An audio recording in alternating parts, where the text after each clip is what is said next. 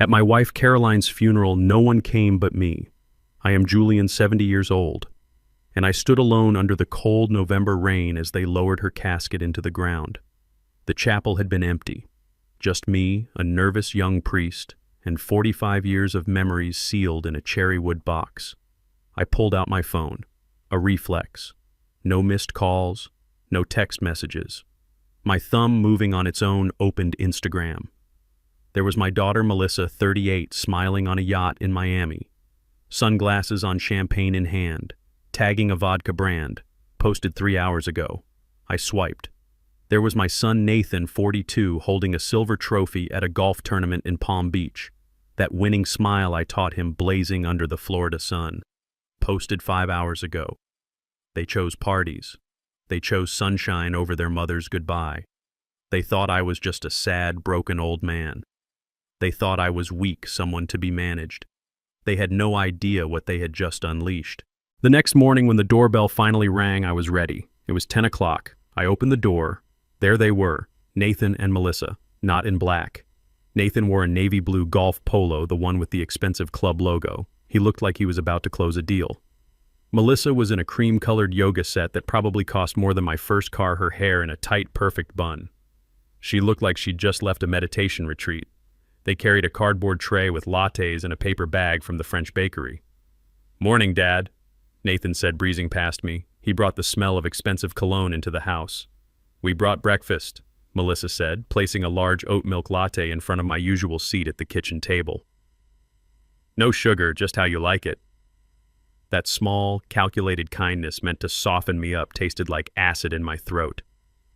I sat down. The house was suffocatingly quiet. This was Caroline's kitchen. It was supposed to smell like her butter cookies and her laughter. Now it just smelled of deceit. Nathan took the seat opposite me, clearing his throat. "Listen, Dad." He started, his voice dripping with a practiced, tired-sounding sympathy. "About yesterday." I just looked at him, waiting. "I am so sorry. I was just stuck." It was the end of quarter shareholders meeting. We were closing the books on a 9-figure deal. I couldn't move it. I'm the CEO. I had to be there. He looked at me with Caroline's eyes, but all the warmth was gone. Only calculation remained. The company. The one I built from nothing but grit and 2x4s. The legacy I had handed him, believing he would honor it. "You know, Mom," he added, a final twist of the knife. "She would have understood. She was always the practical one." Melissa, who had been glancing at her phone, finally looked up. "And my event was for charity, Dad. A huge fundraiser. We raised so much money for kids or something." She waved her hand vaguely. "It was critical for my brand image," she said. "My contract required me to be there." Brand image. The words just hung there. I looked at my daughter. At 38, she was a construct of filters and sponsorships. I remembered a 5-year-old girl who sobbed for 3 days when her cat died, who refused to leave the little grave we dug in the backyard. "Where did that girl go, brand image?" I repeated. My voice was gravel. "Yes, Dad, you don't get it. It's my work. It's complicated." She sipped her own coffee. "Anyway, I'm devastated. I mean, it's just awful. It happened so fast." So fast. Caroline fought cancer for 8 agonizing months. 8 months of chemical burns, sleepless nights, and shattered hopes. 8 months where I held her hand, fed her when she was too weak, and watched the woman I loved disappear. 8 months where Nathan was swamped with meetings, and Melissa had a sponsored trip she just couldn't cancel. "We sent flowers," Nathan cut in as if that settled it. "A huge wreath, very tasteful, the best." I remembered the flowers. They'd been delivered to the funeral home. A glossy ribbon read, "From Nathan and Melissa." They hadn't even bothered to order them personally. "Dad, we need to be practical," Nathan said, his fake sympathy evaporating, replaced by the familiar edge of impatience. "What do you mean?"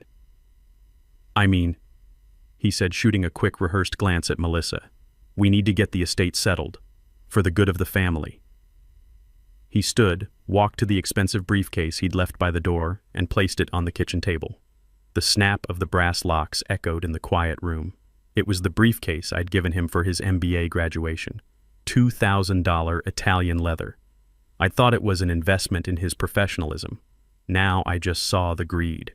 He pulled out a thick, leather-bound portfolio and slid it across the granite tabletop. "What is this? It's Mom's paperwork," he said, his voice lowering into that fake serious tone. Our lawyer Paul drafted it. It's simple. As we all expected, she left everything to you. He paused, letting that sink in. However, he continued, there's a complex financial structure Mom and I set up a few months ago. My blood ran cold. A few months ago, when she started getting weaker, when I was too busy counting her pills to notice the vultures circling my own home. A trust, Melissa chimed in right on cue. To protect the assets. Nathan nodded. Exactly, a trust for us. You know, the grandkids' college funds are investments. Mom wanted to make sure our future was secure. He flipped the portfolio open to a page marked with a bright yellow Sign Here tab. Everything is in place. But since you're Mom's primary heir, the trust just needs your signature to, activate it, release the funds. It's just a formality. He placed a heavy, expensive Mont Blanc pen on top of the paper. I stared at the page. Legal jargon swam in front of my eyes. Miller Family Trust. Beneficiaries, Nathan Miller, Melissa Miller Grant. Immediate disbursement upon execution. I need the liquidity, Dad. Nathan said, his voice tight when I didn't move. Now. Why? Nathan frowned. What do you mean, why? It's our money. Mom wanted this. I have investments lined up. The company needs a capital injection for that new project in Texas. My eyes snapped up to his. The company is the company in trouble. No, he snapped too quickly. The company is fine. It's great. This is just for expansion. You don't need to worry about the details. You're retired. Just sign. Melissa put her hand on mine. Her skin was cold. Her nails were perfectly manicured. Dad, please, she whispered, looking at me with wide, empty eyes. Don't make this difficult. We're grieving. Not a single tear. We just want to honor Mom's wishes. Honor Mom's wishes. I thought about Caroline's real wishes. To see her grandkids play soccer. Melissa said it was too dirty. To have one family dinner with no phones. Nathan always had a work call. The silence in the kitchen was broken only by the ticking of the grandfather clock in the hall. A wedding present from Caroline's parents. It sounded like a bomb. I looked at these two strangers I had raised. Nathan was drumming the expensive pen on the table. Melissa was subtly glancing at her Apple Watch. They didn't come for the funeral. They came for the payout. A cold, sharp anger, something I hadn't felt in my entire 70 years, rose in my chest. I pushed the portfolio back across the table. No. The word was quiet, but it hit them like a gunshot. What did you say? Nathan's fake smile vanished. I said no. My voice was steady. I'm not signing it. Leave it here. I need time. Nathan's impatience finally exploded. He wasn't a 42-year-old CEO. He was a spoiled child. You don't need time, he hissed, leaning across the table. You don't understand. This isn't a request. It's our money Mom promised. You can't do this. I stood up. I felt every one of my 70 years, but I also felt a strength I thought I'd lost. I can. And I am, I said. Now I want to be alone. I turned my back on them and walked toward my study. You're going to regret this, old man, Nathan shouted at my back. I closed the heavy oak door. The solid thud was the most satisfying sound I had ever heard, and I knew exactly who I had to call. I could hear the front door slam hard enough to rattle the frame of my study. The vibration traveled up through the floor into my feet. My hands were shaking, but it wasn't from grief anymore. It was adrenaline, a cold, clear focus I hadn't felt in years. I sat behind my desk. The heavy carved oak desk where I had signed the contracts that built our lives, the desk where Caroline would sit on the edge and rub my shoulders when I worked too late. I opened my leather-bound address book. My fingers, stained with a bit of garden dirt from this morning, found the number I was looking for. Paul. Paul Jacobson. He'd been my lawyer for 35 years. He handled the incorporation of my company. He handled the closing on this very house. He was a good man, an honest man. I dialed his private line. It rang twice. Paul Jacobson. Paul, it's Julian. There was a pause, and then Paul's voice, usually all business, softened with genuine sorrow.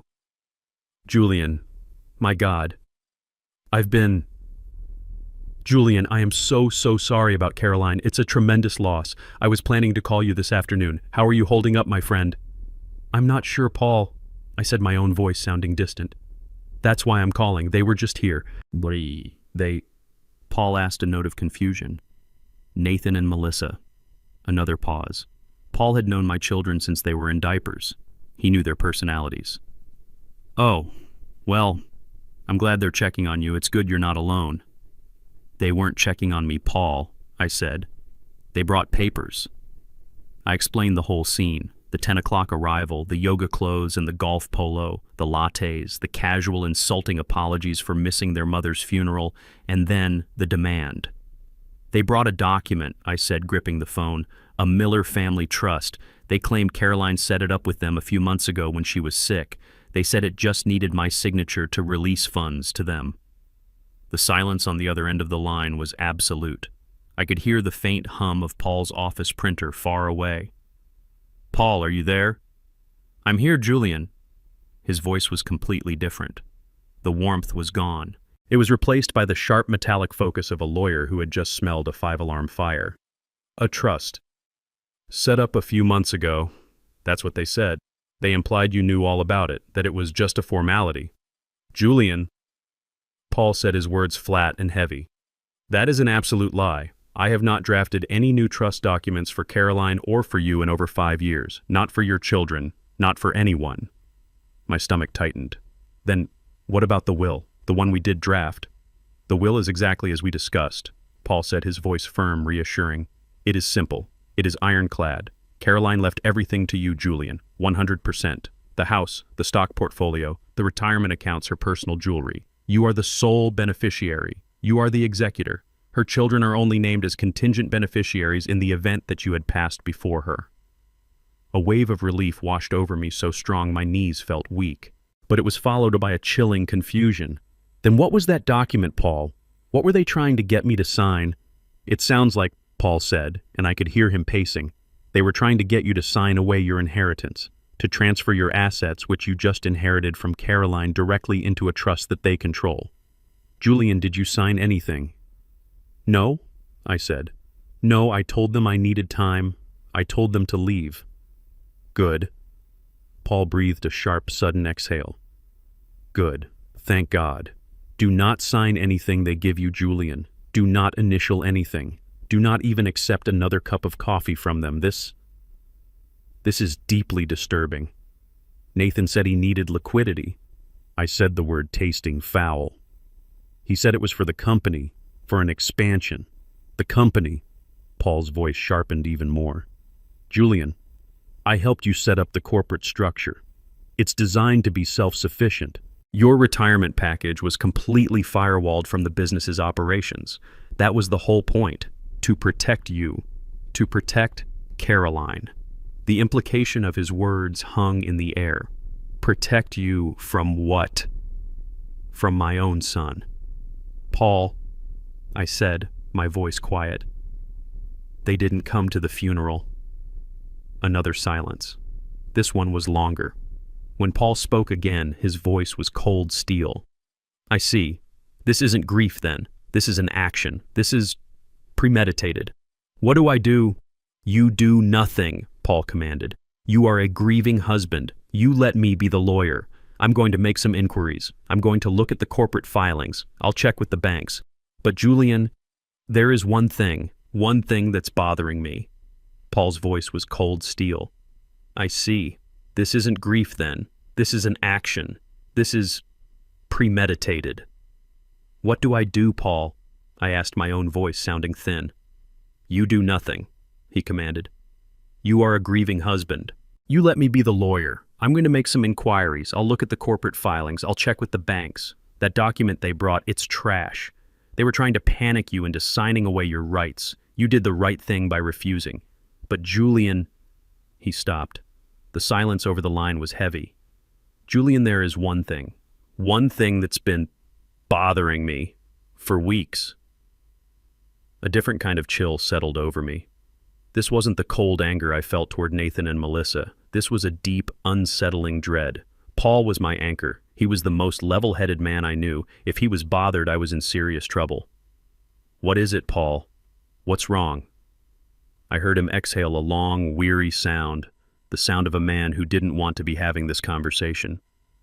"Julian, I wasn't sure how or when to tell you this. Frankly, I was respecting her wishes. But now, given what you've told me, given their actions this morning, I think you need to know." "You have a right to know. Tell me what—" My knuckles were white on the receiver. "What wishes? Whose wishes?" "It's about Caroline," he said quietly. My heart seemed to stop. "What about her? Paul, did she sign something for them before she died? Did Nathan get to her? Did he pressure her?" No, Paul said quickly. "Not in the way you think. The will we discussed, the original will I have on file, it's sound, it's ironclad, it's exactly as I told you. You are the sole beneficiary, you are the executor. But a few weeks ago, about 3 weeks before she passed, Julie and Caroline made a change." "A change? What change?" "She executed a codicil," Paul said. The legal term felt alien cold. "A codicil. What is that, an addendum?" "Yes. A formal, legally binding addition to the existing will. It doesn't invalidate the original will, but it can alter parts of it. It can add new instructions, modify old ones, or change bequests." A wave of nausea hit me. So she did give in to them, she changed it, she gave them the trust, she didn't tell me. The betrayal I felt from my children was suddenly eclipsed by this. Caroline and we didn't keep secrets. In 45 years, we had never kept secrets. "Julian, slow down," Paul said, his voice sharp, pulling me back. "That's the entire problem. I don't know what the codicil says." I gripped the edge of my oak desk. The wood felt unsteady. "What do you mean you don't know, Paul? You've been our lawyer for 35 years. You've handled every part of our lives. How can you not know?" This was the moment. I could feel the tension vibrating through the phone line. Paul was choosing his next words with extreme care. "Because she didn't use me," he said. His voice was flat professional, but I knew him. I could hear the deep personal offense he was trying to hide. "She went to another lawyer, Julian. Someone I have never heard of. A firm I have no connection with. All I have is a name. A Ms. Diaz." Diaz. The name meant nothing to me. It sounded like it came from a different world. Diaz. Why? Why would she do that? Why would she go behind your back? Behind my back? "I don't know, Julian," Paul said. "I truly don't. She called me. She informed me as a professional courtesy that she was executing a codicil and that I was not to be involved. She told me it was her private affair." Her private affair? I stood up my chair, scraping violently against the hardwood floor. We didn't have private affairs, not with money, not with our family. What else did she say? "Paul, tell me." Paul took a deep breath. I could picture him in his office pinching the bridge of his nose. "This is the part you're not going to like, Julian. She was very specific. She made me promise. She knew she was dying, and she made me promise that I would not mention the existence of this codicil to anyone." He paused and then delivered the final devastating blow. "Especially not to you." The words hit me like a physical blow. "Especially not to me." Not tell me." My voice cracked. "Not until it was over." Paul continued, his voice heavy with the weight of the promise he had been forced to keep. She was explicit. "Paul," she said to me, "if something happens to me, you are not to tell Julian about Diaz. Not until after the funeral is completely over. Not until I am in the ground. He must be allowed to grieve first." Those were her exact words, Julian. I sank back into my chair. My mind was reeling, trying to catch up. My children were trying to steal my inheritance, and my wife, my beloved Caroline, had spent her last dying days executing a secret legal maneuver, a secret she protected with a lawyer I'd never met, and a promise she extracted from my oldest friend, a secret she wanted kept, until now. I sank back into my chair. The study, my sanctuary, suddenly felt like a trap. "Diaz, especially not to you, not until after the funeral." Paul's words echoed in the suffocating silence. My mind, numb with grief just this morning, was now racing, trying to piece together a puzzle I never knew existed. I thought back to those last few weeks. The hospice bed in the living room, the smell of antiseptic, and the vanilla-scented candles Caroline loved fighting a losing battle. She was so weak. She could barely hold a pen, let alone orchestrate a complex legal maneuver. Her hands, which I had held for 45 years, were thin, bruised from the IVs and trembled constantly. And I was a wreck. I was so focused on her pain, on her medication schedule, on trying to make her comfortable, that I didn't see anything else. I was, as Nathan had so helpfully pointed out, too emotional. I remembered it clearly now. A Tuesday about a month ago, Nathan had shown up not with flowers but with his briefcase. He had found me in the kitchen struggling to read the fine print on a new prescription bottle. "Dad, you look terrible," he'd said not unkindly. "You can't handle all of this. Let me help." He told me he would take over the financial burden. He said I should just focus on Mom. He said he would handle the bills, the insurance, the estate planning, just to make sure everything is in order. He told me I was too close to it, too emotional to be dealing with numbers. And I, exhausted and broken, had thanked him. I had believed him. I was relieved to pass that burden onto his strong 42-year-old shoulders. The shoulders of the CEO I had trained. My stomach clenched. He must have pressured her. Of course he did. He'd found her alone, weak and vulnerable, while I was downstairs washing her bedsheets or weeping in the garden. He must have brought his own papers, maybe even that disgusting family trust document, and tried to force her to sign. I could picture it. My son, my own son, standing over his dying mother, talking about liquidity and legacy. That had to be it. That had to be the secret. But it didn't fit. If Nathan had forced her to sign something, why would she create a secret codicil? And why would she use a different lawyer if she was trying to stop him? Why not just tell me? Why not tell Paul, our 35-year protector? Why hire a stranger? Why Caroline? Why Diaz? And why in God's name was I the one she was keeping the secret from? I didn't call Paul back. I just sat there, the name Diaz, burning in my mind. My children were thieves, my wife had a secret, and I was the only one who didn't know the game. I found the firm Diaz Legal Services through a quick online search. It wasn't in the high-rise district where Paul had his corner office.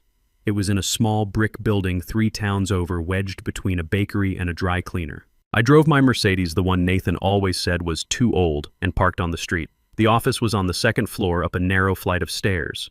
The sign on the door was simple black plastic lettering, A. Diaz, Attorney at Law. The waiting room was just 2 chairs and a coffee table with magazines from 6 months ago. A young man looked up from a large desk. "Can I help you?" "I'm here to see Ms. Diaz," I said. "My name is Julian Miller. I don't have an appointment." "One moment." He disappeared behind a door.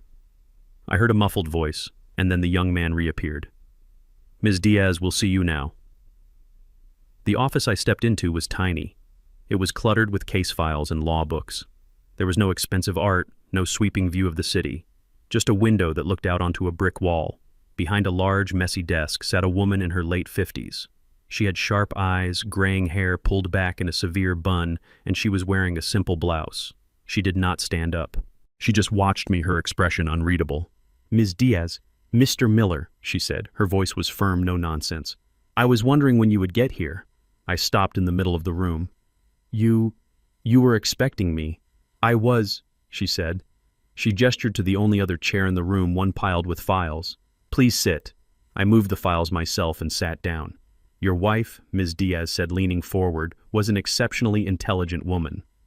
"My wife, Caroline?" "Yes," she said, a faint, almost imperceptible smile touching her lips. "She was very smart and very thorough." Ms. Diaz reached into a desk drawer and pulled out a simple, letter-sized manila envelope. It was sealed. My name, Julian, was written on the front in Caroline's familiar, elegant handwriting. "She instructed me to give this to you," Ms. Diaz said, "but only after her funeral was concluded, and only if you came to me alone." She slid the envelope across the desk. It was heavy, too heavy for just a letter. "What is this?" I asked, my hand trembling slightly as I touched the paper.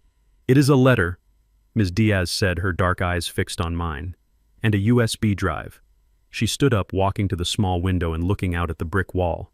"Caroline was very clear about her instructions, Mr. Miller. She was under duress. But she was not weak. Ms. Diaz turned back to me. She called it her real life insurance policy. I drove home in a daze. The manila envelope was heavy on the passenger seat next to me. It felt like a bomb. The house was cold when I let myself in. The silence I had felt this morning was just emptiness. This silence was heavy, thick with secrets. I didn't turn on the lights.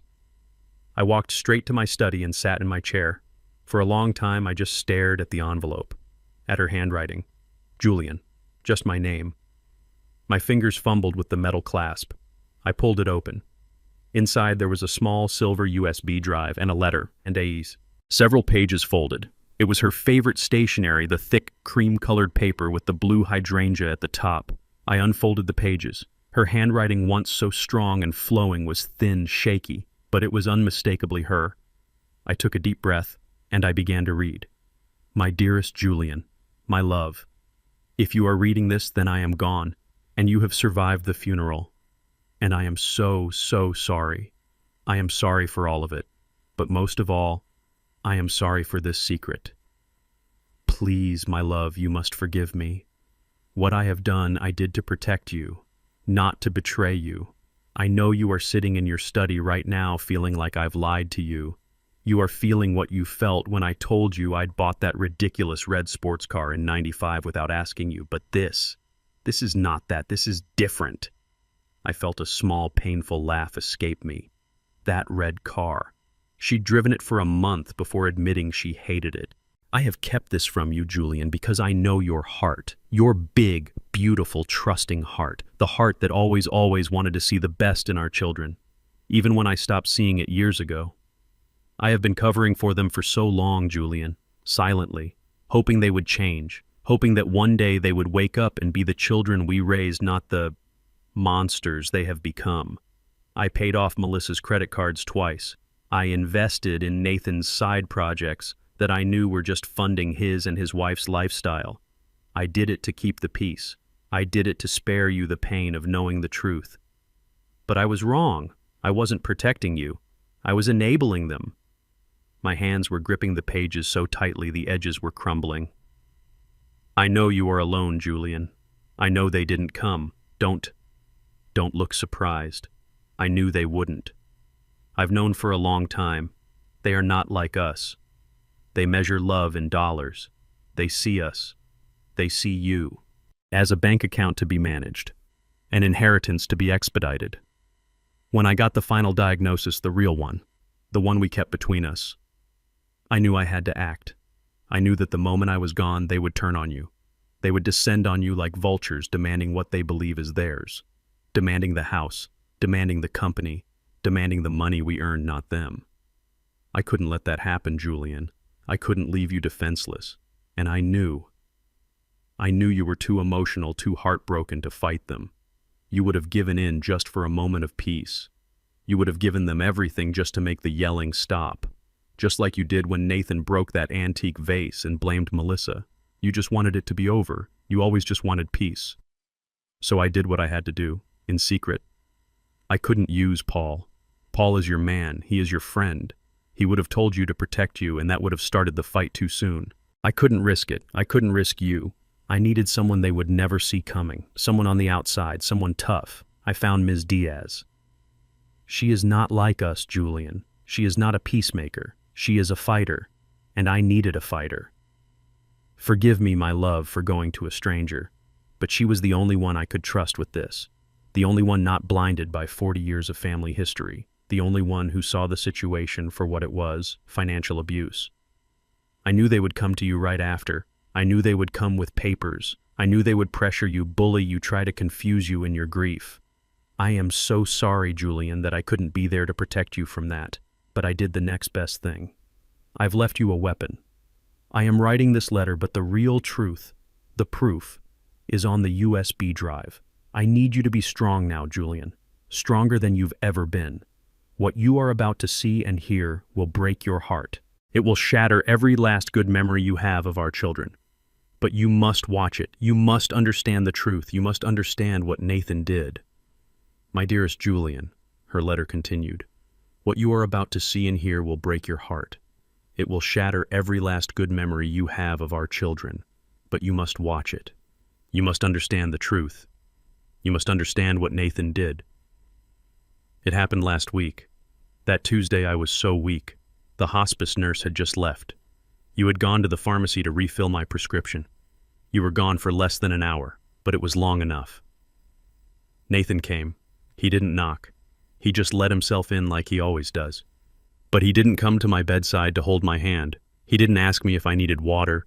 He came into the living room where my bed was set up, and he was carrying his leather briefcase, the one you gave him. He looked annoyed, irritated, like I was an inconvenience. "Mom," he said, not even looking me in the eye, just opening his briefcase on the dining table, "we have a problem, a big one." I asked him what was wrong. I thought it was the grandkids. He just scoffed. "No, not them. It's the company. There are some cash flow issues." I knew, Julian. I've known for months. You were too busy taking care of me to look at the books, but I've been getting the bank alerts, the corporate account alerts. I've seen the wire transfers. I've seen the charges, thousands, then tens of thousands. Transfers to accounts I didn't recognize, payments to jewelry stores in New York, payments to a leasing company for a car I knew he was driving, a new Ferrari, payments for a condo in Miami, the one Melissa calls her brand office. He's been bleeding it dry, Julian. Bleeding our company dry. The company we started in our garage. The company we poured 45 years of our lives into. He's been treating it like his personal piggy bank. To fund his life. To fund Melissa's entire pathetic fake existence. He hasn't just been spending the profits, my love. He's been spending the principal. He's been spending the payroll taxes. He's been spending the money we owed to our suppliers. He hasn't just been stealing from us, Julian. He's been stealing from everyone. He told me the company was on the verge of bankruptcy, our company. He said it was a perfect storm of market conditions and bad luck. He lied to my face as I lay there dying. I asked him how much. How much was he talking about? He finally looked at me, Julian, and there was no sadness, no remorse, only a cold, hard impatience.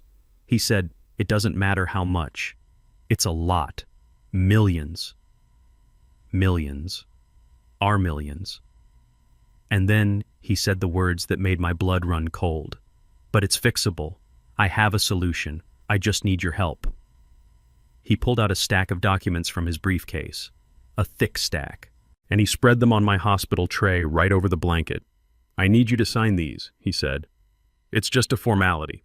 It's a new line of credit, a loan. It will save the company." I looked at the papers, Julian. My eyes were blurry from the medication, but I could see the letterhead.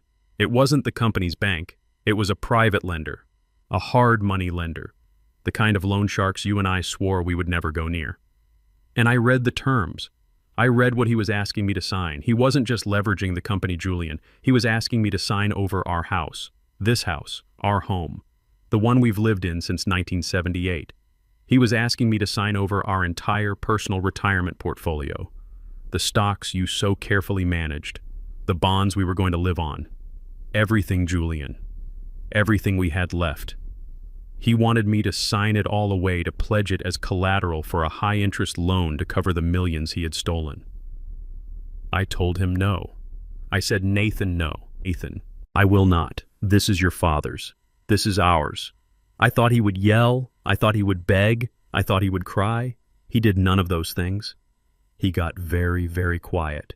He leaned in close, so close I could smell the expensive cologne on his shirt, and his voice was a whisper. It was the coldest sound I have ever heard. "You don't understand, Mom," he said. "You will sign this. You don't have a choice." He told me everything. He hadn't just been stealing. He had been committing fraud. He had forged our names. He had taken out other loans, smaller ones, using our assets as collateral without our knowledge. He said the company was going to default on those loans by the end of the week. And when it did, the banks would find the forgeries. The whole thing would unravel. The company wouldn't just go bankrupt, Julian. It would be a criminal investigation. And this is the part that kills me, my love. This is the part that made me do what I did. He threatened you. He said, "When they investigate, who do you think they're going to look at, me or the 70-year-old founder who just retired, the one whose name is on everything, the one who is too emotional to handle his own finances?" He was going to frame you, Julian. He was going to let you take the fall. He was going to tell the world that you were the one who had been stealing, that you were the one who committed the fraud, that he, Nathan, had been trying to clean up your mess. He said, "So you have two choices, Mom. You sign these papers, we get the money, we pay off the immediate debt, and we save the company. No one ever has to know. Or you refuse. And you can spend your last few days on this earth watching your husband get arrested. You can die knowing that you've sent him to prison. You can die knowing that you've let him be humiliated, bankrupted, and destroyed." He said, "Dad will be ruined. He'll be 70 years old with nothing. He'll lose the house, he'll lose his pension, he'll lose his name, he'll be out on the street. Is that what you want, Mom, to die knowing you did that to him?" I just stared at him, at my son, my little boy, and I saw a monster, a complete stranger. He had it all planned. He knew I was weak.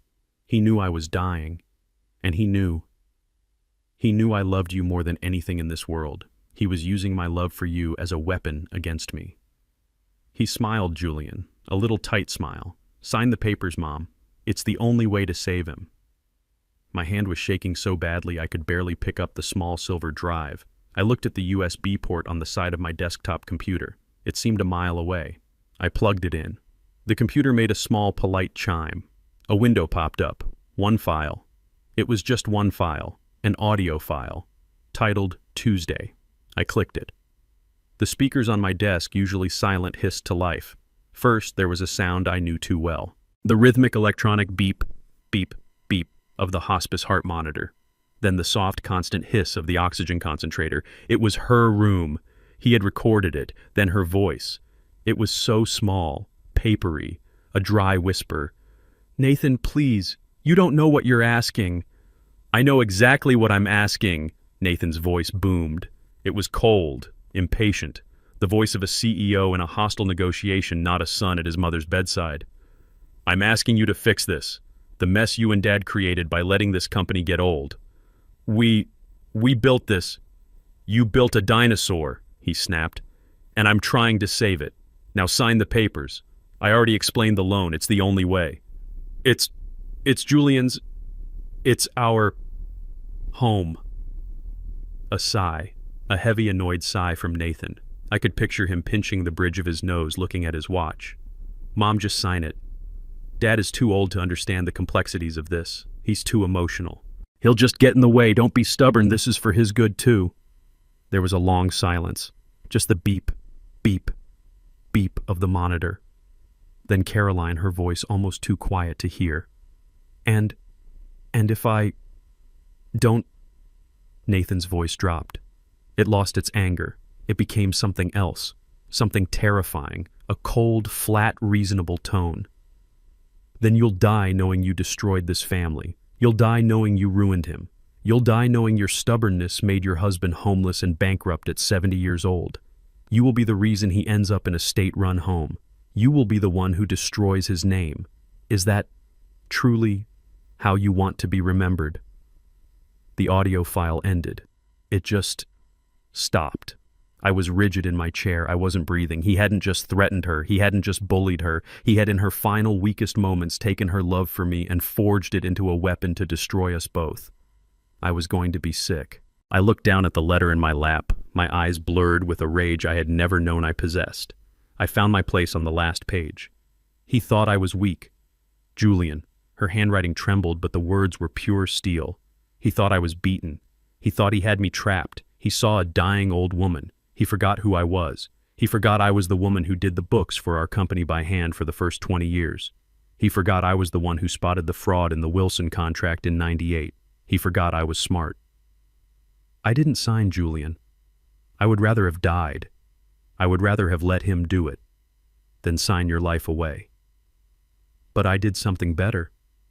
I looked at him, at our son, and I did the hardest thing I have ever done. I pretended to agree. I let a tear roll down my cheek. I let my hand tremble, and I whispered, "You're right, Nathan. You're right. I can't let that happen to Julian. I'll do it. To protect your father, I'll sign." I told him, just Just leave the papers. I'm so tired, so tired. I'll sign them tonight when I have more strength. I promise. Just go, please. Let me rest." And he believed me, Julian. His arrogance was so complete, his contempt for me, for you, was so total that he believed me. He patted my hand. He actually patted my hand and told me I was doing the right thing for the family. He told me he'd be back in the morning to collect the paperwork. He left. He left his briefcase, he left the loan documents, and he left thinking he had won. I waited, my love. I waited until I heard his car pull out of the driveway. I counted to 100, and then, using the last bit of strength I had in my body, I made a call. Not to Paul, not to you. I called Ms. Diaz. I had found her a week before Julian, in secret. I've been planning, just in case. She's not just a lawyer, she's a specialist in elder abuse, and she's a notary. She came to the house, not through the front door. She came through the garden gate just as we planned, while you were at the pharmacy picking up pills thinking I was sleeping. And I signed new papers, my love. My papers. The ones she drafted. I took everything, Julian. Every asset that was in my name. This house, which has been solely in my name ever since we refinanced it 15 years ago, a fact our son clearly forgot to check. The entire retirement portfolio. And most importantly, the 51% controlling interest in the company. Our company. My original 51% founder's share, which I never relinquished. The share you insisted I keep all those years ago. I transferred all of it, Julian, every last cent, into a new, irrevocable trust, a fortress, a legal vault that Nathan cannot touch, that Melissa cannot touch, one that no one can ever break. The beneficiary is not our children. The primary beneficiary is a charity, Julian, a wonderful one, that helps elderly victims of financial abuse. And the sole trustee, the only person with the power to manage the funds, the only person with the power to vote those company shares, the only person with total control over every last dollar. It's you, Julian. It's you. I dropped the letter. My hands were shaking, but not from rage anymore. It was awe. She hadn't just died. She had laid a trap. She hadn't left me defenseless. She had left me armed. She had left me a sword, and she had left me a shield. Caroline, my quiet, gentle Caroline, had been a warrior, and she had just handed me the keys to the entire kingdom. It was 2 hours later when the doorbell rang. It wasn't a polite chime. It was a long, angry press followed by 3 sharp pounds on the heavy oak door. I didn't move from my study. I just sat there, Caroline's letter folded neatly on my desk. The USB drive was in my shirt pocket, a small, hard rectangle against my chest. I was no longer a grieving husband. I was an executor, more pounding. Dad, open this door. We know you're in there. I heard the front door open anyway. They had their own key. I heard their footsteps, not the cautious, fake, sympathetic steps from this morning. These were heavy, angry strides. My study door flew open, crashing against the wall. Nathan and Melissa stood there. The masks were gone. Nathan's face was a blotchy red. His expensive polo shirt was wrinkled, his hair a mess as if he'd been pulling at it. Melissa was right behind him, her phone clutched in her hand like a weapon, her perfect makeup ruined by an angry sneer. They hadn't brought any more pastries. "What the hell is this?" Nathan barked. He didn't even come in, just yelled from the doorway. I simply looked at him. I didn't get up. "Did you sign the papers?" he demanded. I said nothing. "I am not playing games, Dad," he shouted, taking a step into the room. "I told you I need those funds. The creditors are calling. You're messing up my business. You're messing up my life." Melissa pushed past him. Her voice was shrill. "Dad, just sign it. Stop being so stubborn. What is wrong with you?" I looked at my daughter, my pretty pampered daughter, the brand image that Caroline had been funding that Nathan had been stealing for. "We don't have time for you to have some old person meltdown," she said, her voice rising. "This is our future, our inheritance. Mom wanted us to have it." "She did she?" I asked. My voice was quiet, calm. It seemed to make them even angrier. "Yes," Melissa shrieked. "She did. She worked her entire life to make sure we were taken care of. We deserve this. I have contracts to fulfill. Nathan has a company to run. You're just sitting here retired. You don't need any of it." I saw them. I saw them exactly as Caroline had described. The vultures, descending. We deserve this. The words echoed in my head, mixing with the sound of Nathan's voice on the recording. You'll die knowing you destroyed this family. These were the children I had raised. These were the people I had loved. Your old dad, Melissa said, her voice dripping with contempt. You're confused by grief. You don't understand these things. Just sign the paper and you can go back to whatever it is you do. Go gardening. Mourn. We'll handle everything. It's ours. Ours. Bojia Roy, she had said. You're old. The same words from the recording. Dad is too old to understand.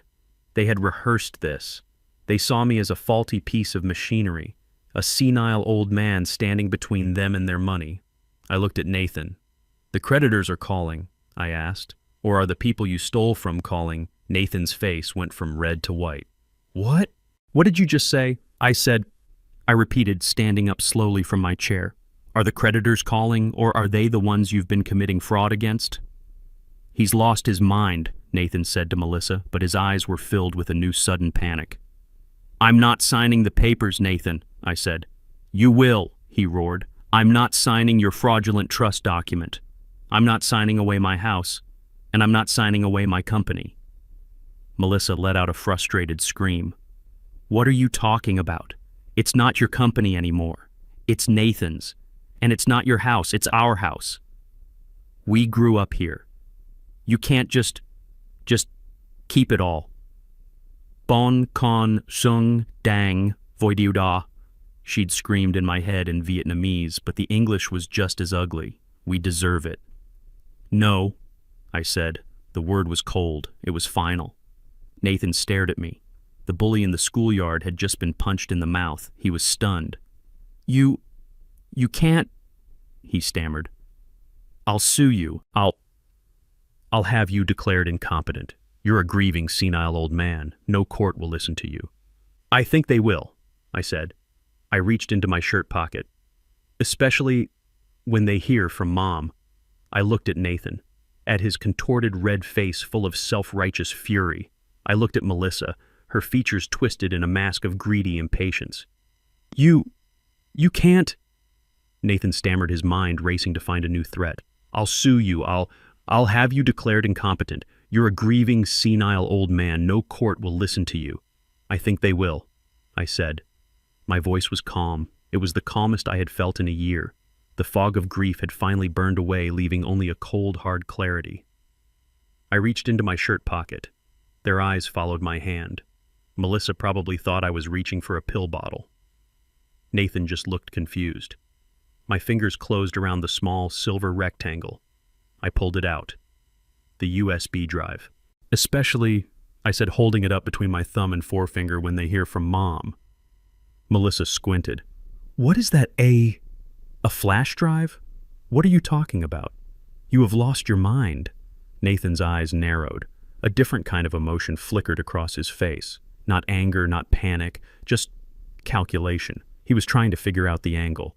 Dad, I am done with this, he said, taking a step forward. Give me the trust papers. I'm going to my lawyer. You've made your choice. No, Nathan, I said. I walked past him to the large desktop computer on my desk. They both turned to watch me. I think you need to hear this first. I plugged the USB drive into the port. The computer chimed. What is this? Nathan demanded. Some old photos. A video of you and Mom. Are you trying to make us feel guilty? It's not going to work. Just listen, I said. I clicked the file. Tuesday. I turned the volume up. Loud. The speakers hissed. And then the sound filled the study. Beep, beep, beep. Melissa flinched. What is that? Turn it off. That, I said, is your mother's heart monitor. Her hand flew to her mouth. Nathan froze. He knew. In that instant he knew. His face went completely white. And then her voice, papery, weak. Nathan, please. You don't know what you're asking. Nathan's voice, cold, impatient, booming in the quiet room. I know exactly what I'm asking. I'm asking you to fix this, the mess you and Dad created. Melissa let out a small, strangled sound. Is that Is that Mom? I just watched them. We all listened as Nathan's voice, our son's voice, laid out his plan. We heard him brush off Caroline's weak protests. Just sign it. Dad is too old to understand the complexities of this. He's too emotional. He'll just get in the way. Don't be stubborn. Melissa looked at Nathan. Nathan, what is this? What did you do? He didn't answer her. He was staring at this computer, at the speakers, as if he could will them to stop with his mind. He looked like a man watching his own execution. And then the moment came. The long, terrible silence on the recording, followed by Caroline's tiny, trembling question. And if I don't... I watched Nathan's face. He closed his eyes. He knew what was coming. Melissa was looking back and forth from me to Nathan, her mind not yet able to comprehend the evil of it. And then Nathan's voice filled the room, the cold, flat, reasonable whisper of a monster. Then you'll die knowing you destroyed this family. You'll die knowing you ruined him. You'll die knowing your stubbornness made your husband homeless and bankrupt at 70 years old. You will be the reason he ends up in a state-run home. You will be the one who destroys his name. Is that truly how you want to be remembered? The recording stopped. The silence that filled the study was absolute. It was heavier than the rain at the funeral, heavier than the lid on Caroline's casket. Melissa was sobbing, not tears of grief. They were horrified, hysterical gasps. Oh my God! Oh my God! Nathan, what did you do? What did you say to her? Nathan hadn't moved. His eyes were still closed. He was breathing, but in short, shallow gasps. The CEO was gone. The bully was gone. All that was left was a cornered, terrified criminal. You, I said, my voice cutting through the silence. They both looked at me. You didn't just miss her funeral, I said, walking toward them. You didn't just ignore her for the last 8 months of her life. I stood in front of my son. He finally opened his eyes. They were dead. You stood over your dying mother, and you tried to blackmail her. You threatened to destroy me, your father, just to cover up the fact that you are a common thief. No, Melissa whimpered. Dad, no. He wouldn't. Nathan, tell him it's not true. It's a fake, You faked it, she shrieked at me. He can't. Melissa, I said, because he was there, but he made one mistake. He forgot who his mother was. He thought she was a weak, dying old woman. He forgot she was a warrior. I looked back at Nathan. And you failed. You don't know. Nathan finally whispered, his voice hoarse. You don't know what you're doing. You'll destroy the company. You'll destroy everything. No, Nathan, I said, shaking my head. You're wrong again. You already destroyed the company. I reached for my phone. You said you were going to have me declared incompetent, I said. A grieving, senile old man. Well, that old man is about to make a phone call. Melissa's eyes widened. Who are you calling? The police, Dad? No, you can't. He's your son. It's a family matter. No, I said. This stopped being a family matter when he threatened his mother's life. This is a business matter now. Nathan looked up, a new, desperate hope in his eyes. A deal, Dad. Yes, we can make a deal. We can fix this. I can pay it back. Stop talking, I said. He stopped. You seem to be under the impression, I said, that you still have a company, that you still have a job, that you still have a single shred of power left. I looked at both of them, at their greedy, terrified faces. You're about to find out just how wrong you are. The silence in the study was absolute. The only sound was Melissa's ragged, hysterical breathing. She was staring at Nathan, her face a mask of pale, dawning horror. All the color had drained from her face. Oh my God, she whispered, her voice cracking. Oh my God, Nathan, what did you do? What did you say to her? Nathan was a statue. He was staring at the computer, at the silent speakers, as if he could will them to rewind time. He looked like a man who had just watched his entire life burn to the ground. He had been so focused on trapping his dying mother, he never once considered that she might be trapping him. I looked at them. My 2 children. My son, a criminal. My daughter, his greedy, clueless accomplice. They looked up at me, their eyes wide. They weren't just looking at their father. They were looking at a stranger, a man they had never seen before, a man who held all the cards. "You," I said, my voice cutting through the silence. It was cold. I felt no pity. I felt no sadness. I felt nothing but the steely resolve Caroline had left me. They both flinched. "You didn't just miss her funeral," I said, taking a step toward them. "You didn't just ignore her for the last 8 months of her life while she wasted away." I stood directly in front of my son. He finally opened his eyes. They were dead, empty. "You stood over your dying mother, and you tried to blackmail her.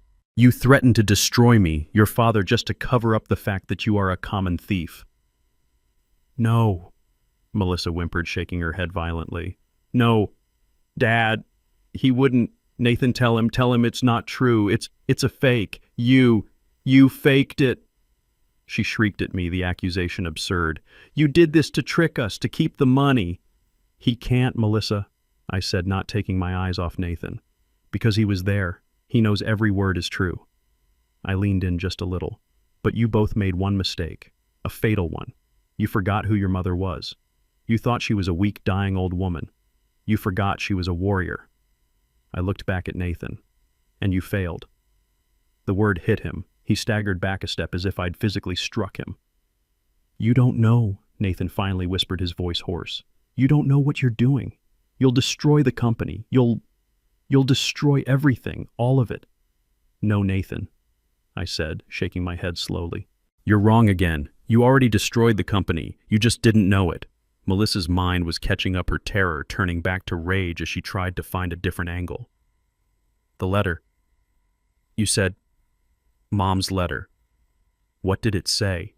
What did she do?" "She was smart, Melissa," I said. "While your brother was threatening her, trying to force her to sign away our home to cover his crimes, your mother was one step ahead." I let them hang on the words. "She pretended to agree," I said. "She told him she would sign his papers, and as soon as he left thinking he had won, she made a call." Nathan looked up, his eyes widening in comprehension. "Diaz," he whispered. "Yes, Nathan, Ms. Diaz. While you were celebrating your victory, your mother was busy. She transferred everything, this house, the entire retirement portfolio, and most importantly, her 51% controlling interest in the company." Melissa's face crumpled. She gave it away to charity. She disinherited us." "She put it all into a new irrevocable trust," I said. "A legal fortress that you cannot touch, that your creditors cannot touch, that no one can ever break." A choked, strangled laugh escaped Nathan's throat. He was looking at the floor, shaking his head. "A trust," he said, his voice gaining a strange, hysterical confidence. "A trust, of course." He looked up at me, and the deadness in his eyes was replaced by a familiar, arrogant spark. The cornered rat was fighting back. "You old fool," he sneered, his voice dripping with condescending pity. "You absolute old fool. Don't you see, she set you up?" Melissa looked at him, confused. What are you talking about, Nathan?" "Don't you get it?" he said, a wild smile spreading across his face. "The letter. What did the letter say? Who did she make the trustee, the person who controls it all?" He didn't wait for my answer. He knew. "It's you, isn't it?" He laughed. "She made you the trustee, the sole manager." I just stared at him. "You idiot," he shouted, jabbing a finger at me. "You think you've won. You haven't. You're the trustee. You have a fiduciary duty. You think you can just give it all to charity. No, we are the natural heirs. We are the beneficiaries of this family. You have to share it with us. It's family property." He was pacing now, the CEO back in charge, his mind spinning a new web of lies. "You can't cut us out. I'll sue you. I'll sue the trust. I'll have you removed as trustee so fast. I'll prove you're incompetent. That recording. Please, that's my word against a dying woman's. I was trying to save the company. You're the one acting erratically. You're the grieving, senile old man who's trying to steal his children's inheritance." He was almost breathless, his eyes gleaming with his own brilliance. "You just played your only card, Dad," he said, straightening his wrinkled polo shirt. "And it was the wrong one. You're holding all of our assets, and as your lawyer will tell you, you are legally bound to manage them for our benefit." He looked at me triumphant. "It's over. You lost. Now, we're going to call our lawyers, and we are going to have a very, very serious meeting about your management of our trust." He turned to Melissa. "Come on, we're leaving." He actually thought he had won. His arrogance was so profound, so absolute, he couldn't see the final trap. "Wait, Nathan," Melissa said, her eyes still on me. He said the beneficiary was Charity." "He's lying," Nathan snapped. "He's trying to scare us. She would never. It's family money." I let the silence stretch. I let him enjoy his victory for a few long seconds. "You're right about one thing, Nathan," I said. He stopped his hand on the doorknob, a smug look on his face. "I'm right about all of it." "No," I said. "You're right, Mom. I am the trustee. Caroline gave me sole absolute control over everything." "Exactly," he sneered. "Now you're getting it." "But you seem to have forgotten, son," I said, walking slowly toward him. "You forgot who you're talking to. I didn't just build that company. I built it in the most competitive cutthroat industry in this country. I built it by being smarter, tougher, and more ruthless than every other shark in the water." I stopped just a foot from his face. His smug smile wavered. "I've been retired for 5 years, Nathan. But you're about to find out just how wrong you are." Nathan's arrogant, wild laughter echoed in my study long after he and Melissa had stormed out. He actually thought he had won. His mind, so twisted by greed and self-delusion, had immediately found a new narrative, a new path to victory. He wasn't a cornered criminal. In his mind, he was a CEO under attack, a son being cheated by his senile father. He had walked out of my study, pulling his phone from his pocket. He didn't even leave the house. He stood right there in my hallway, Melissa whimpering beside him, and he started making calls. I watched him from the doorway. "Yes, it's Nathan," he said, his voice instantly shifting back to that smooth, authoritative CEO tone. "We have an emergency, a crisis. My father, since my mother's death, he's had a complete breakdown. He's making threats. He's trying to liquidate the company." A pause. "No, I'm not exaggerating. He's delusional. He's under the control of some new predatory lawyer. He's claiming to be the trustee of Mom's shares, and he's threatening to dissolve everything. It's a tragedy, but we have to act." He was already spinning the story. He would use the recording against me. He would paint me as the villain, the grieving, senile old man lashing out, destroying his children's legacy out of spite. He would claim I was the one trying to steal the family assets, and he had a tool to do it. He still owned 49% of Miller Construction. My stomach turned. I had given him that. 5 years ago, when I retired, I'd handed my only son nearly half of the empire I had built with my bare hands. I made him CEO. I gave him the keys to the kingdom, believing he was ready. Caroline and we had kept the 51% controlling interest in her name. It was our safety net, our just in case. A quiet way to make sure the company we loved would never be driven off a cliff. We never imagined our own son would be the one at the wheel, aiming for the edge. I knew his plan. I could see the chess moves as he was making them. He couldn't attack the trust directly. Not yet. It was an ironclad legal fortress, just as Caroline had intended. So he would attack the company, the one asset inside the trust that he still had access to. He would call an emergency meeting of the board. He would use his 49% stake to sow panic. He would go to the other board members, the executives with stock options, the minor partners, and he would tell them I was the threat. He would argue that I, Julian, the new trustee, was mentally incompetent, that I was acting out of grief and rage, that my threat to destroy everything, which was his threat, not mine, was a violation of my fiduciary duty to the company. He would file an injunction. He would try to get a judge to freeze my voting rights on that 51% share. He would argue that this senile old founder couldn't be allowed to burn his own legacy to the ground. He thought he was a genius. He thought he was one step ahead. He finished his call, a smug, cold smile on his face. He turned to me. "Emergency board meeting," he announced. "My office, tomorrow morning, 9 o'clock. Be there, Dad. You're still technically on the board after all." He leaned in his voice a low hiss. "It'll be the last one you ever attend. By the time I'm done, you won't be able to sign a check for a cup of coffee, let alone manage a multi-million-dollar trust. I'm taking control. It's what Mom really would have wanted." He and Melissa left, slamming the front door. I stood there in the silence.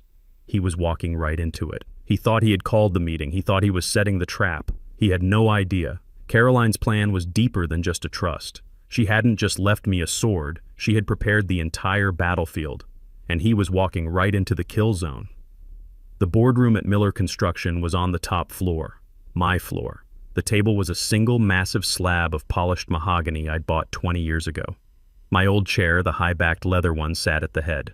Nathan was already in it. He looked every bit the CEO.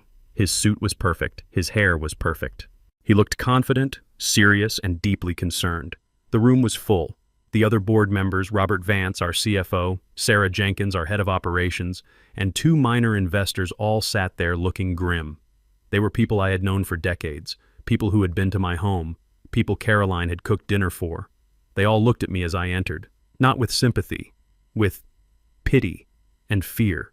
Nathan had set the stage perfectly. "Dad," Nathan said, his voice smooth, full of strained compassion. "Thank you for coming. I know this is difficult." I didn't say a word. I just took a seat at the far end of the table, the seat reserved for observers. The tension in the room was so thick I could barely breathe. Robert Vance, our CFO, a man I'd golfed with for 30 years, wouldn't even meet my eye. Sarah Jenkins just stared at her legal pad. They believed him.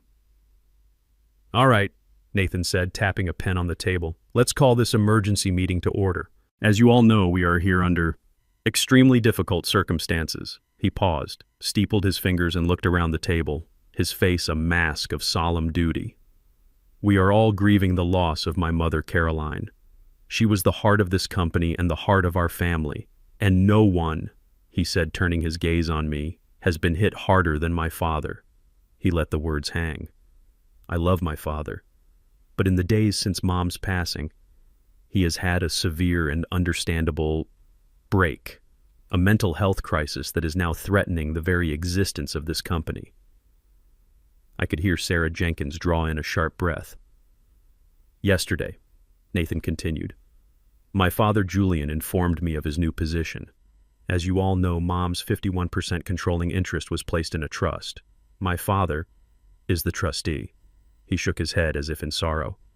"In his current volatile state, he has threatened to liquidate everything, to burn the company to the ground, to destroy his own legacy and all of our livelihoods out of what I can only describe as a fit of irrational grief and anger."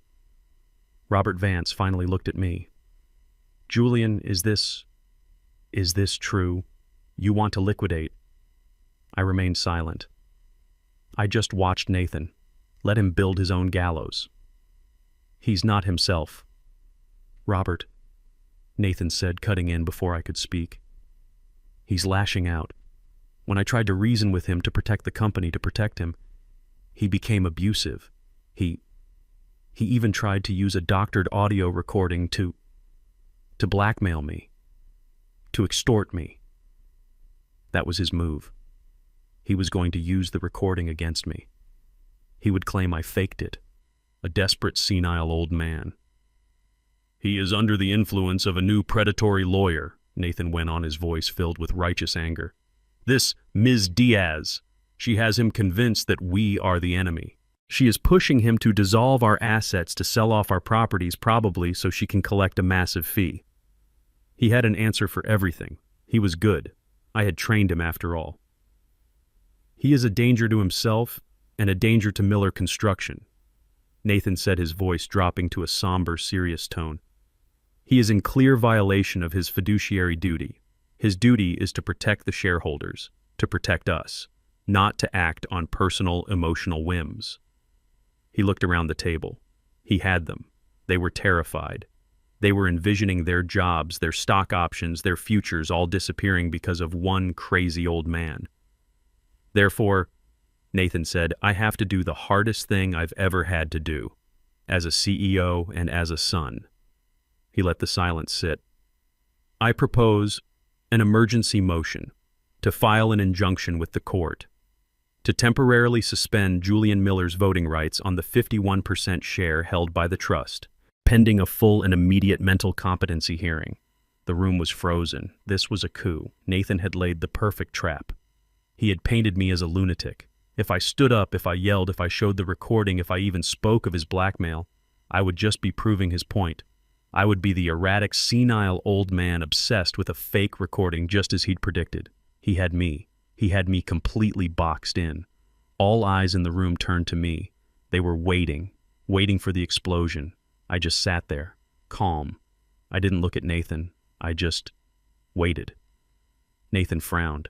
This wasn't part of his plan. I was supposed to be screaming. "Dad," he said, a note of uncertainty in his voice. Do you have anything to say?" I leaned forward just a fraction. "I do, Nathan," I said, my voice quiet, clear. "But I believe I'll wait for my counsel to arrive." Nathan's smug look faltered. "Your counsel, Dad? This is a private board meeting. You can't just—" Right on cue, the heavy doors to the boardroom swung open. It wasn't Paul. It wasn't one of the corporate lawyers. It was Ms. Diaz, and she was not alone. The heavy boardroom doors swung open.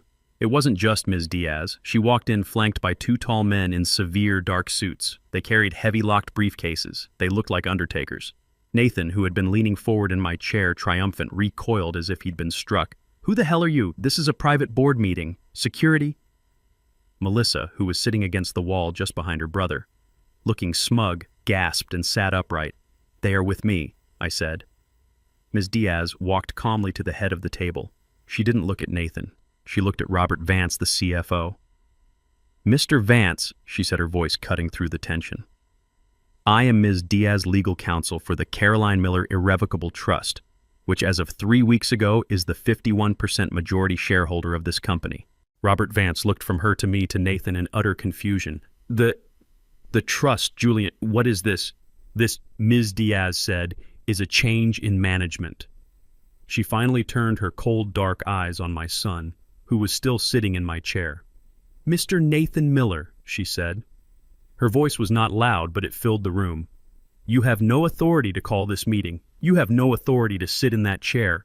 And you have no authority to propose any motions." Nathan burst into a short, hysterical laugh. He was still playing his part. "No authority, lady, you are out of your mind. I am the CEO, and I am the largest individual stockholder in this room. I own 49%. I am running this meeting." He looked to the board. "This is exactly what I was talking about. This is the predatory lawyer. She's trying to take over." Ms. Diaz did not smile. She did not raise her voice. She simply placed her own slim briefcase on the mahogany table and opened it. "You are the CEO," she said, "and your 49% is irrelevant." She looked at me. "Mr. Julian Miller, as the sole and undisputed trustee of the controlling interest, has already executed his first action filed with me this morning at 8 a.m. before this emergency meeting of yours was ever called." She slid a single signed document across the table to Robert Vance. Robert picked it up. His face went pale. "What?" Nathan demanded. "What is it?" "Mr. Miller," Ms. Diaz said, her eyes locked on Nathan, "you are fired, effective immediately, for gross misconduct, dereliction of duty, embezzlement of corporate funds, and criminal fraud." The silence was a vacuum. Nathan just stared at her. You can't, the board." "The board," Ms. Diaz said, "is now controlled by the trust. The trust holds 51%. Mr. Julian, as the trust's representative, is the board, and he has fired you." You old bastard," Nathan shrieked, finally dropping the act, his eyes wild as he stared at me. You'll destroy it. I'll sue you. I'll sue you for this." "You're welcome to try," Ms. Diaz said, "but you'll have to get in line, which brings me to my next point." She nodded to the two men behind her. They stepped forward.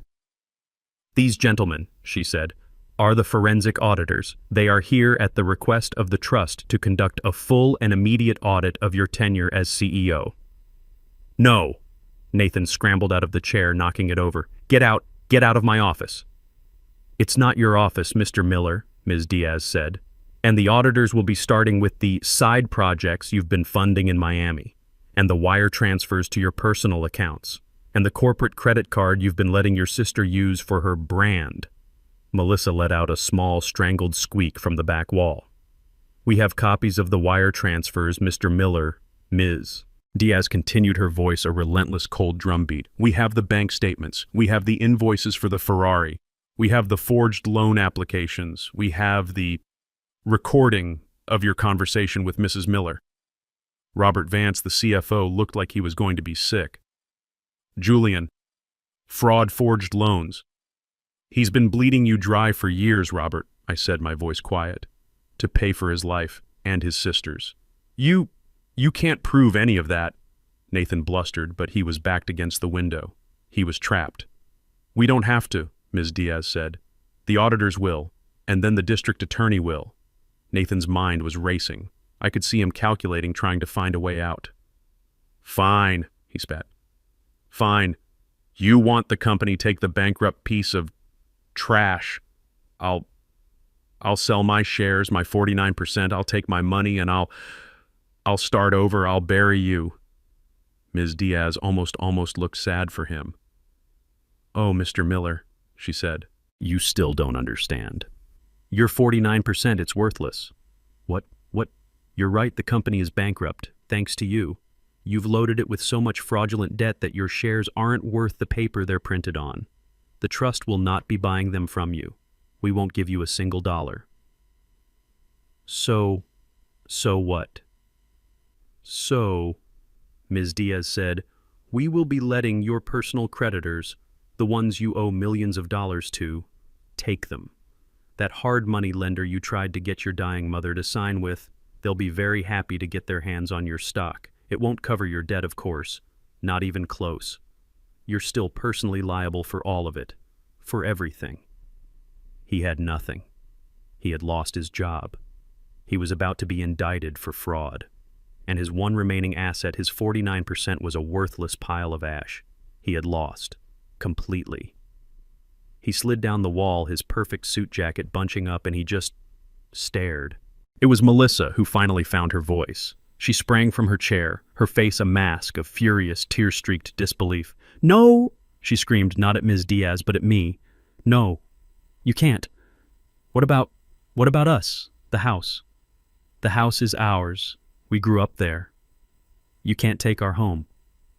Ms. Diaz turned to her. Her voice was flat, final. The house is also the property of the trust Ms. Miller, as is every piece of furniture in it. Ms. Diaz checked her watch, a simple, practical watch. You and your brother have 30 days to remove your personal belongings. I'd advise you to start now. She paused and delivered the final, devastating blow. Security will be arriving at the property in 1 hour to change the locks. It happened faster than I could have imagined. When you are dealing with millions of dollars in corporate fraud, the system does not wait. The auditors, Ms. Diaz's team, were not just accountants, they were surgeons. They weren't looking for mistakes. They were following the precise, devastating map Caroline had drawn for them. Within 48 hours, they had frozen every account. The lawsuits came first, a flood of them. The hard money lender Nathan had tried to use against his mother filed a massive suit citing the previous forged loans he'd taken out. The suppliers, the ones who hadn't been paid in 6 months, filed another. Robert Vance and the remaining board members, realizing they had been lied to for over a year, filed their own lawsuit for breach of fiduciary duty and gross negligence. But those were just civil suits. Ms. Diaz had been clear this was a criminal matter. The auditors presented their findings, a tidy, damning package of wire transfers, forged signatures, and the audio recording of the attempted blackmail directly to the district attorney's office. White-collar crime in this state is not taken lightly. They didn't come for him at the house. They came for him at his golf club. Robert Vance called me. His voice was shaking, half in terror, half in awe. He said they arrested Nathan on the 9th hole, right as he was lining up a putt. They didn't let him change his shoes. They walked him in his ridiculous pink polo shirt and spiked shoes right across the manicured green past the clubhouse and put him in the back of a simple, unglamorous police car. The CEO, the master of the universe, taken down like a common criminal. The charges were exactly what Ms. Diaz had predicted: multiple counts of wire fraud, bank fraud, and embezzlement. There would be no easy bail. And then there was Melissa. She thought she was separate. She thought she was just the sister, the influencer. She didn't understand that when your entire lifestyle is funded by stolen money, you are not an innocent bystander. You are an accomplice. The condo in Miami, the leased luxury cars, the brand image built on corporate credit cards, it was all seized. The creditors in their own civil suits named her as a co-conspirator in the unjust enrichment. They took everything. Her phone, once her source of income, went silent. The brand deals were canceled overnight. The friends she'd flown to Miami disappeared. She was left with nothing. Nothing but the clothes she was wearing and a stack of legal bills she had no way to pay. Their entire glittering, arrogant world, the world they had betrayed their mother for, had evaporated in less than a week. The boardroom was silent after they left, Nathan shuffling like a broken man, Melissa weeping hysterically, her mascara staining her expensive silk blouse. I stood there for a long time looking out the window of the office I had built. A week later I was back at the house. The 30 days were up. The house was empty. Not just quiet. Empty. The movers from the trust had come and gone, taking the expensive furniture Nathan and his wife had bought, the gaudy art Melissa had insisted on. All I had packed were my own clothes, my books, and the photos of Caroline, the real ones from before. The rooms echoed. The granite countertops were bare. The walls were blank, showing the faded outlines of where pictures used to hang. This was not my home anymore. It was an asset, a property of the trust, soon to be sold, the proceeds to fund its charitable work. I should have felt a profound sense of loss. I should have been heartbroken, a homeless old man, just as Nathan had threatened. But I wasn't. I felt peace. A vast, quiet, profound peace. I finally understood what Caroline had done. It wasn't revenge. It wasn't just about protecting me or saving the company. This was her final, desperate, heartbreaking act of love. As a mother, she knew our children were lost. She knew their souls had been poisoned by the very thing we had given them: money, the entitlement, the ease. It was a disease, and she knew that as long as they had it, they would never, ever heal. They would just continue to rot from the inside out. So she took it away. She didn't just disinherit them. She surgically removed the poison. She took away the company, the house, the trust funds, the entire lifestyle. She took away the weapons they had been using to destroy themselves and each other. She had forced them for the first time in their lives to hit rock bottom, to face the world with nothing but the consequences of their own actions. She hadn't just done it to save me. She had done it perhaps to save them. It was a terrible, beautiful, and ruthless act of a mother who had no other choice.